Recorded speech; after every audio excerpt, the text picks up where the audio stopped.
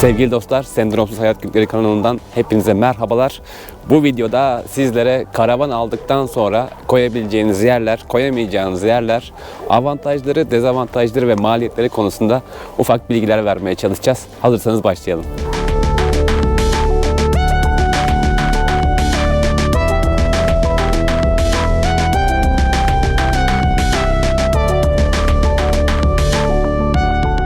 Öncelikle hiç atlamadan yine her zaman olduğu gibi hatırlatmamızı yapalım. Kanalımıza abone olmayı ve videolarımızı like etmeyi lütfen ihmal etmeyin. Desteğiniz bizim için çok önemli. Şu anda Çekmeköy'de bizim de karavanımızın durduğu bir karavan kampındayız. Park değil, kampındayız. Şimdi şöyle kısaca bilgi vermek gerekirse karavan aldınız ya da almak niyetiniz var. Bundan sonra karavanınız nerede durması gerekir? Aslında temel olarak hani 4 tane bunun için yer var diyebiliriz. Eğer tabii müstakil bir eviniz varsa evinizin bahçesinde koyarsınız. Ondan da ne kadar zevk alırsınız bilmiyorum ama evinizin bahçesinde güvenli şekilde durabilir. Garajınız vardır. Garajınıza koyabilirsiniz, apartmanınızın garajına. Orada muhafaza edebilirsiniz. İkinci alternatif sokağa bırakabilirsiniz. Tabii sokakta her yere bırakabiliyor musunuz? Bırakamıyorsunuz. Bazen görüyoruz İstanbul'da sağa sola bırakmışlar.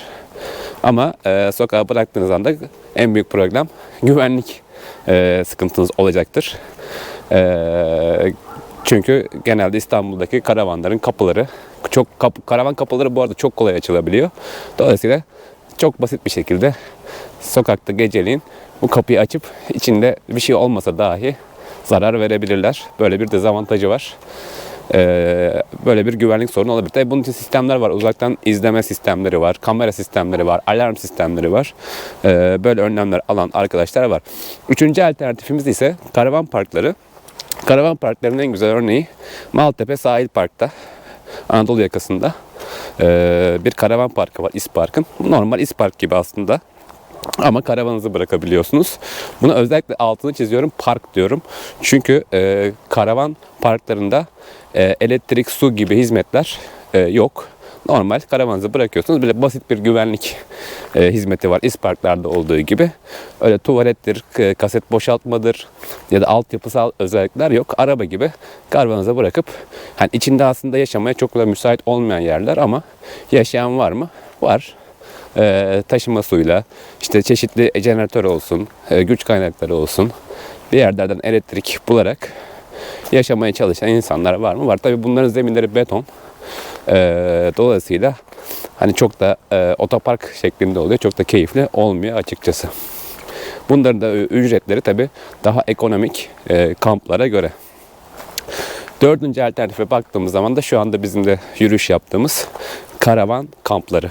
Bizim aslında genel konumuz karavan kampları. Bunlardan bahsetmeye çalışacağız. Karavan kampı aynı marinalar gibi özel alanlar, güvenlikli, etrafı kapalı, bir kapısı olan ve belli bir altyapı hizmeti olan alanlar. Gördüğünüz gibi burada da parsel sistemi var. Çeşitli boyutlarda, genelde 50 metre, 120 metrekare arası oluyor. Etrafı çevrilmiş, size ait bir alan burada kiralıyorsunuz. Bunun genelde kiralaması yıllık yapılıyor.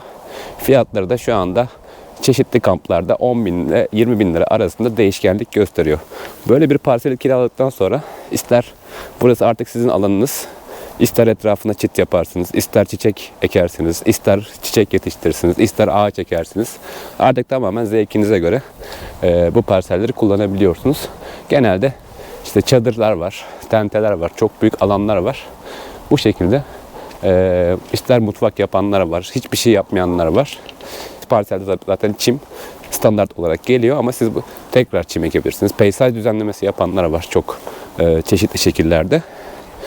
Bu şekilde bakın kardan da yapabilirsiniz. Cam ağacı da dikebilirsiniz. Burası tamamen size ait. Burası görmüş olduğunuz parsel 100 metrekarelik bir parsel. Burası da aynı 100 metrekare. Bakın burada daha sabit bir sistem kullanılmış. Karavan oturtularak yanına gayet güzel bir kapalı alan yapılmış. Bu tabi ahşaptan yapılmış sundurmayla.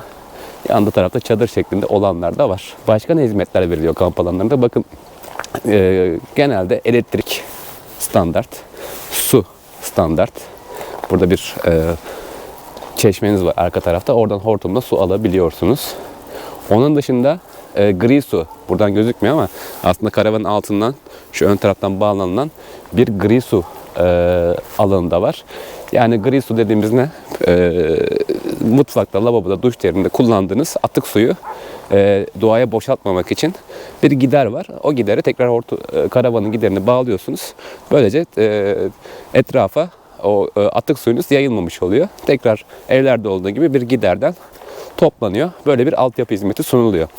Bir de biliyorsunuz karavanlarda kaset tuvalet kullanılıyor. Bu kaset tuvaletin dökülecek bir alana ihtiyacı var. Bazı kamplarda parsellerde döküm alanları oluyor. Şöyle bir boru şeklinde. Kasetinize gidip direkt o borunun içine boşaltıyorsunuz. Kapağını kapatıyorsunuz. Hiç ayrılmadan oradan kaset boşaltma işlemini sunuyor oluyor bazı kamplar. Bizim kampımızda ise ortak noktalarda kaset boşaltma alanları var. O ortak noktalarda kaset boşaltma alanlara gidiyorsunuz. Kasetinizi boşaltıyorsunuz. Başka sunulan ne hizmet var derseniz ortak tuvaletler var, ortak duşlar var. Bunları karavanınızın tuvaletini ya da duşunu kullanmadan çeşitli şekillerde kullanabiliyorsunuz. Mesela şu konteynerler. Şöyle yanına gidelim. Evet, mesela bu bizim kampımızın tuvalet alanlarından bir tanesi. Burada gördüğünüz gibi içeride tuvaletlerimiz var. Burada da bir kaset boşaltma alanımız var. Bu alana kaset boşaltmak isteyenler kasetlerini gelip boşaltabiliyorlar. Bu şekilde hizmetler var. Onun dışında bütün kampların genelde bir kapısı oluyor. O kapının kumandasını size veriyorlar. Yani kendi mülkünüz gibi girip çıkabiliyorsunuz ve parselinizde vakit geçirebiliyorsunuz. Parsele geçtiğiniz zaman genelde ateş yakmaya izin veriyorlar arkadaşlar. Tabii kontrollü ve bir kapalı haznenin içinde olmak suretiyle, bir ateş çukuru kurmak suretiyle ateş yakmak, mangal yakmak, bunlar parselinizde müsaade eden yerler var. Ya da ortak ateş yakılacak alanlar var. Bazı kamplarda da orada hizmet veriliyor. Kamp yerleri, bu karavan kampları nerede toplanmış derseniz İstanbul'da Anadolu yakasında Çekmeköy tarafında var. Birçok kamp var. Avrupa yakasında Çatalca tarafında var. Eğer buradaki kamplara bakmak isterseniz karavan almadan önce bence önce kampına bakın. Ya da nerede kalacaksa önce yerine bakın. Karavan konaklaması zor bulunan bir alan. Gerçekten kamplarda neredeyse şu anda yer yok. Şu an bizim içinde bulunduğumuz kampta herhangi bir yer bulunmuyor. Biz sırayla buraya girdik. Karavanı almadan önce sıraya girmiştik. Karavanı aldıktan sonra da biraz sıra bekledik ve ondan sonra sıramız gelince de parsele geçtik. Onu da zaten bir önceki videolarda anlatmıştık. Bu şekilde sonsuz opsiyon var aslında. Bakın yine örnek gösterelim. Parsellerde yaşam. Şu anda tabii yerler karlı olduğu için tam çimleri göremiyoruz ama kamp seçerken nelere dikkat etmeniz gerekiyor? Biraz onlardan bahsedelim. Tabii birincisi fiyat önemli. Önemli bir kriter çünkü fiyatlar çok değişiyor. İkincisi bence eve uzaklık. Yani kolay, bizim mesela önceki kampımız Çatalca'ydı, ilk kampımız. Orası evimize 90 kilometrelik bir uzaklıktaydı. Yani biz ayağımızı sürten bir uzaklık oldu. Hem trafik olması, yani yaklaşık 2 saate yakın sürelerde gidiyorduk. 2 saate yakın sürelerde dönüyorduk. Köprü trafiği falan derken olacak gibi değildi. Yeni kampımız evimize yarım saat. Çok da kolay gidiliyor. O yüzden bence evinizde mesafesi önemli. Bir diğer unsur kamp seçerken bence kampın kuralları çok önemli. Kampta sonuçta uyuyacaksınız, yatacaksınız. Öncelikle hani gürültünün, müziğin belli kurallara uygun olması lazım ve kamp yönetiminin kesinlikle otoriter olması lazım. Eğer çok fazla serbest bırakırsanız da insanları gerçekten birbirini rahatsız etme noktasına gidiyor ve ondan sonra da istenmeyen sonuçlar doğuruyor. Sizin de çok huzurunuz kalmıyor kamp yerinde ama biz buraya çok güvendik kampımıza. Gayet otoriter bir yönetim var. Çok sert kurallar var. Mesela şu çitlerin boyundan tutun yüksekliğine. İşte buraya ne kadar alanda kapalı alan yapabileceğinize kadar burada kurallar var. Müzik saatleri var. Bazı özel kalabalık etkinlikler için izin almanız gerekiyor. Öyle hani 15-20 kişi burada parti yapamıyorsunuz. Bunun için izin almanız gerekiyor. Şu an kış ayı olduğumuz için tabii sakin kampımız. Onun dışında mesafeler çok önemli parseller arası. Mesela bu karavan orada duruyor. Öbür karavan bazı kamplarda görüyoruz. Hemen ona yanında duruyor. Yani neredeyse böyle yan yana dizilim şeklinde duruyor. Burası çok ferah bir alan. Bu da önemli özelliklerden bir tanesi. Bir diğer unsur bence kamp yerinin düz olması. Yani düzden kasıt nedir? Bazen çok fazla eğim oluyor. Böyle kot yapıyorlar ama sizin karavanınız orada her zaman dengesiz duruyor. Ve de böyle rahat rahat yürüyecek, doğayı görebileceğiniz bir alan kalmıyor. Bir diğer unsura bakarsak bence şehirden uzak olması. Yani eve yakın ama etrafında binaların olmaması. Bizim kampımızda da görüyorsunuz, şöyle karşılarda gösterelim. Tamamen 360 derece doğayı gördüğümüz, hiç betonarme bir yapı görmediğimiz bir alandayız. Bizim tercih ettiğimiz özelliklerden bir tanesi bu oldu. Yani betonarme yapı görmemek.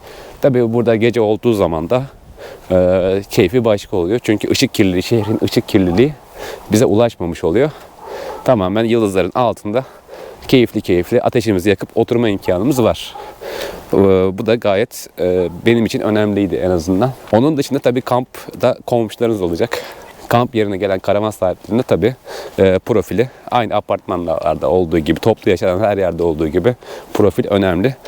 Burada da biraz bilgi sahibi olmak lazım. Herkesin birbirine saygılı olup ortak yaşam alanı olduğunu unutmaması gereken bir aksiyon aldığı zaman burada acaba karşı tarafı rahatsız eder miyim diye düşünen bir bilince sahip olması gerekiyor bence. Dolayısıyla burada da gayet huzurlu bir şekilde bunu sağladıklarına inanıyorum. Bazı kamplar günlük ziyaretçi, birkaç günlük, haftalık ziyaretçi kabul ediyorlar. Bazı kamplar etmiyorlar. Bunlara yıllık üye olmanız gerekiyor. Dolayısıyla dışarıdan gelip böyle birkaç gün konaklayamıyorsunuz bazı kamplarda. Yıllık bir kontrat yapıyorsunuz. Parsel büyüklüğüne göre çeşitli fiyatlar var. Bu fiyatlarda işte 10.000 ila 20.000 arası şu anki fiyatlara göre değişiyor. Kampın yerine, imkanlarına göre değişiyor. Bu fiyatın içerisinde elektrik yok. Elektrik saatler var arka taraflarda. O saatlerden normal evde olduğu gibi kamp müdüriyetine saatinizi okutup ücretini veriyorsunuz. Su bazı kamplarda bedava. Mesela burada da olduğu gibi. Bazı kamplarda ise o da saatli. O da ekstra ücret alınıyor. Tabii çok değişik kamplar da var. Bodrum'da olsun, Çeşme'de olsun. Onlarda plaj, şezlong gibi hizmetler de veriliyor. Bugünkü videomuzda kamp yerleri ve kamp imkanlarından kısaca sizleri bilgilendirmeye çalıştık. Eğer karavan almayı düşünüyorsunuz, önce konaklama, karavanın kalacağı yeri belirlemekte büyük fayda var. Öncelikle bence gezerek bunlara bakın. Biz çok fazla gezdik bu kampı bulmak için. Yaklaşık 6-7 tane kamp gezdik ve sonunda buraya karar verdik. Bu durum aklınızda olsun. Sizlere bu videoda da karavanın aldıktan sonra nerede durması gerektiği hakkında bilgiler vermeye çalıştık. İzlediğiniz için çok teşekkür ediyoruz. Bir sonraki videoda görüşmek üzere. Kendinize iyi bakın.